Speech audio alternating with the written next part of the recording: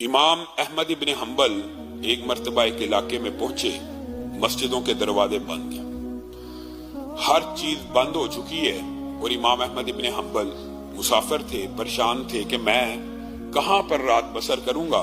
तो जाहिर है इम्मा का, उलमा का जो तर्ज अमल है वो मसाजिद के साथ होता है। तो एक जामे मस्जिद गए, उसका दरवाजा भी बंद, तो उसके सामने ही अपना बिस्तर डाल लिया कि चलो फजर के वक्त खुलेगी तो मैं मस्जिद में दाखिल हो जाऊंगा, अभी बंद हो गया, अभी उठाना मुनासिब नहीं, वादे देना। इसी असना में वहां से एक नान भाई, रोटियां लगाने वाला, नान लगाने वाला गुजरा।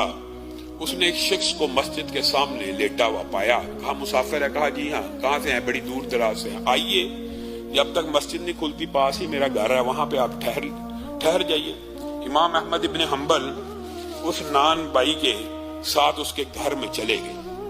क्या देखते हैं कि वो नान भाई की जो जुबान है और होंठ है मुस्तकिल हरकत कर रहे, मुस्तकिल हरकत कर रहे। कहा ये मैं बड़ी देर से नोट कर रहा हूं कि आप मुंह में कुछ पढ़ते हैं। कहा हाँ मैं पढ़ता हूँ, हर वक्त पढ़ता हूँ। कहा क्या पढ़ते हो? कहा मैं अस्तगफिरुल्लाह पढ़ता हूँ, अस्तगफिरुल्लाह पढ़ता हूँ, अस्तगफिरुल्लाह पढ़ता हूँ। अच्छा, ये अस्तगफिरुल्लाह आप पढ़ते हैं तो इसके आपने क्या नताइज देखे हैं? क्या कभी कोई नताइज बरामद हुए हैं?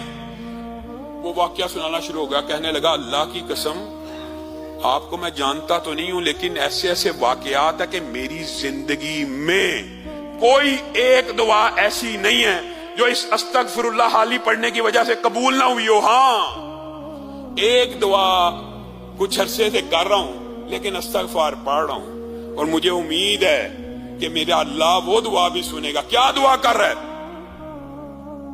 कहा जमीन की पुष्ट के ऊपर इस वक्त हदीस का सबसे बड़ा आलम इमाम अहमद इब्न हंबल है। मैं इस्तगफार इसलिए पढ़ता हूं, अल्लाह मुझे उस वक्त तक मौत ना देना जब तक इमाम अहमद इब्न हंबल की जियारत ना हो जाए।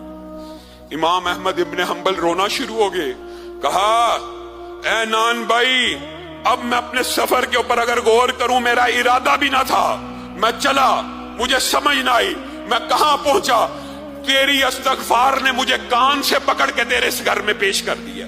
मैं ही इमाम अहमद इब्न हंबल हूं। अस्तगफिरुल्लाह को आपने कितना मामूली जाना।